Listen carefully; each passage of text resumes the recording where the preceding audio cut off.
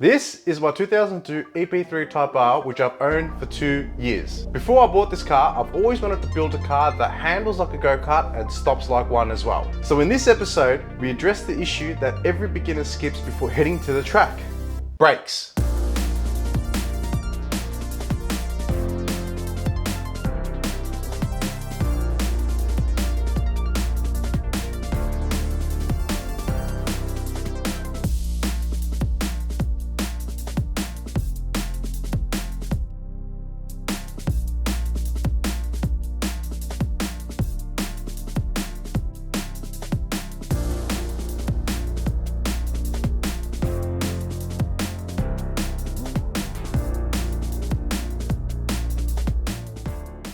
Boys, the time is finally here. It has been bestowed upon us that all the stars aligned. Everything has come true for us to do this.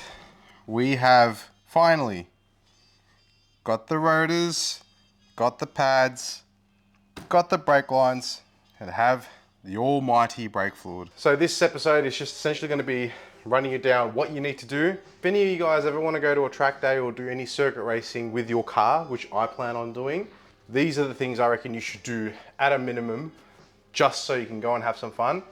Don't have to put any hectic tires on it. You don't have to have any suspension. You just start from what you have and your budget and then work from there, as I am trying to do this on the cheap as well. A good investment is definitely going to be your brakes, because those are the things that'll probably help you the most if you ever get caught in a jam, because you don't want to not have any brake pedal as you're coming to a corner, because your brakes are faded, your fluid's cooked, or your pads are just overheated. So these are the most bare essential things you should do.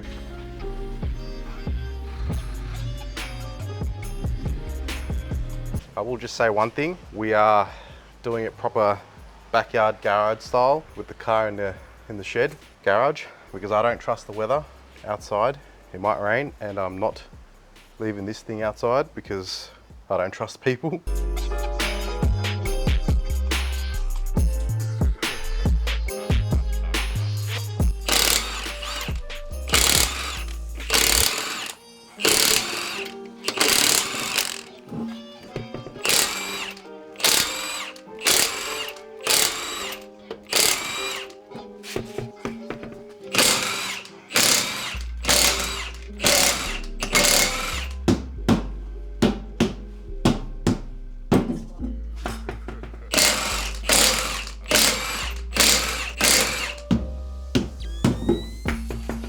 So what we'll do is we'll start off with taking off the calipers.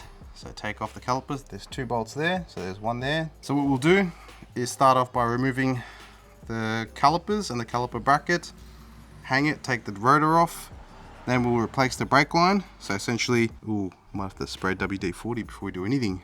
So I'll do that first, spray all WD-40 in all 4 corners, and then we'll start from there.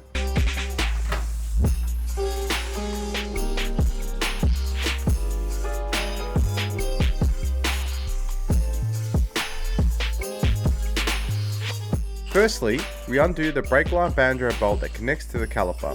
I loosen this and let the fluid drain so I don't have to deal with brake fluid dripping everywhere later. Make sure you have a drip tray underneath, otherwise you'll have a mess to clean up later. Next, we unscrew it from the hard line. Thank God for WD-40, otherwise this would have been a bitch. There is also a 12mm bolt that holds the brake line in place and stops it from flopping everywhere. Remove the brake line clip, then remove the 2 caliper bracket bolts. If you guys are enjoying the content, make sure you do what you need to do. Now next, drain the caliper, then set aside. Don't be like me and drain the caliper on my leg.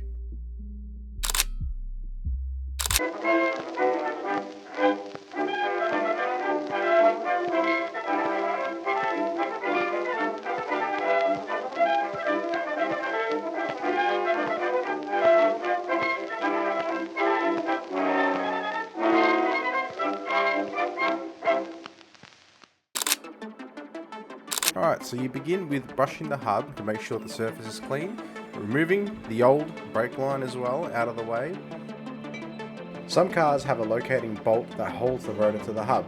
On my car, the left hand side didn't have any, but on the right hand side it did have some. So make sure you refit them if it does have it. Next, you fit the 2 bolts that hold the caliper onto the hub. Doing it this way allows you to flip the caliper open, making it easier to install pads.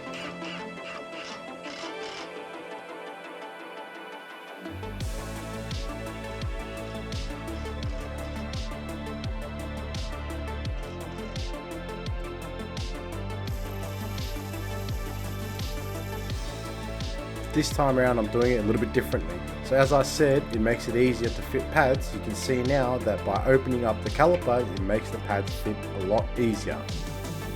Lubing up caliper sliders is an essential part to when you're changing brakes. This ensures that the caliper compresses and decompresses smoothly. For single piston types of calipers, there's always 2 sliders. Make sure you always lube both sliders for it to operate correctly and evenly to prevent caliper drag. I forgot to push the piston back here, so obviously just pushing the piston back to make it easier for the caliper to fit. When swinging the caliper back down, just be careful of the slider that is going to be at the bottom of the caliper. That might catch you off guard, so make sure you push that in before you push the caliper all the way in. After you've done all the little bits and pieces to connect everything back together, make sure you double check your fittings to make sure that it doesn't leak or you don't leave anything loose. After you finished everything, grab a can of brake cleaner and clean up all the mess that you made.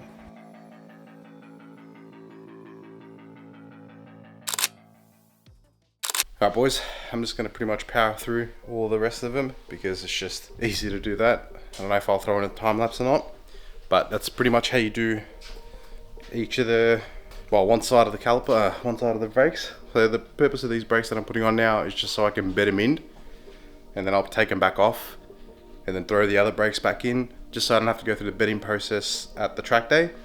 So hopefully it'll be bedded in, ready to go. Apologies for the boogers. I will say, fuck, it is a bitch to work in this much space. It's so shit. And also, in that much space. It's fucking atrocious. I don't know why I thought it'd be a brilliant idea to work in that much space, but it's getting done. It's the most important part. So the fronts are all done. The brake lines are done, the pads are in, rotors are in. Just got to do the rear brake lines. After that's done, then I'll just pretty much bleed all the brake lines, go for a drive, see how they work. Hopefully they work, otherwise I'm gonna have a bad time and crash. So let's hope that doesn't happen. But yeah, just got to do bleed, rear lines, and then go for a drive, bed the brakes in and see how they go. Also, if you guys are enjoying content like this, please don't be shy to like, comment and subscribe for the channel, because that goes a long way, alright? A lot of people have a tendency to not subscribe, watch the video, and then f off. I don't like that. If you like the video, at least give me the decency to either subscribe or like or comment down below to let me know if you've enjoyed the video or not. If you guys are interested in supporting the channel, you can support the channel by watching things freely, sharing it, liking, subscribing, that. Or you can go a step further, support me on my Patreon or my channel membership. All the links in the description below. Look at this sweet innocent Avi. Little does he know that smile is going to turn into a frown as soon as he goes to fit the rear brakes. Enjoy that smile, young buck. I've got some bad news. So the brake lines that I purchased, they were obviously meant for an EP3 Type R, which is the black ones, and the fronts are all exactly the same as well. So the fronts are correct, but the rears, for some reason, there's one that's different. So you can see the color difference in them as well. So that's different. And on top of that, you also have the fitting, which is also different as well. So you can see how, so the left one is the correct one, the black one, and the right one is the incorrect one. And you can see at the front from the top as well, how this one's got a half moon cut out for it to be in the bracket, and this one doesn't. And you can see the size difference in the inside as well, so it just doesn't fit. So I spoke to the company that I bought it off. They said that they're still waiting on a new shipment of brake lines for this car. So I have to sort of wait till that comes, and then I'll go in, change the whole set. I'll have to take all the brake lines off, take it back to them, then be like, all right, give me the new set of brake lines, and then come back and then fit them back to the car. So this definitely will be a 2-part video, because I couldn't have predicted this to happen, especially me going to buy brake lines. I expect it to be the white ones for the car, but this shit happens with cars, and this is the unfortunate reality of things that go wrong when you're working on cars. So like I said, this will definitely be a 2-part video. I appreciate you guys watching my videos and just sticking it out until the end. If you guys are, if you're not, then fuck you. Yeah, just appreciate you guys sticking it out, because ultimately working on cars sucks. Especially when shit goes wrong, and it's fucking annoying. Oh God, it's so annoying. They said it might be a couple of weeks as well, so it is what it is. I have to upload this video regardless of what the circumstances is. I appreciate you guys coming along and watching it and going through the shenanigans with me. The next video will be essentially either, well, it'll be only one car because this doesn't run. So depending on when I get the new lines for the car, there definitely might be a video on the Supra. If it isn't, then I'll just have to try and find some content to shoot, because it's just the way it is, man. You just have to fucking keep hustling, keep grinding to make content, and that's the fun part and the annoying part at the same time. So I appreciate every single one of you guys for tuning in and being a mad cunt. If you guys want to watch the previous video, it'll be in the end of this video or in the card in the pop-up banner up the top, and I'll see you guys there.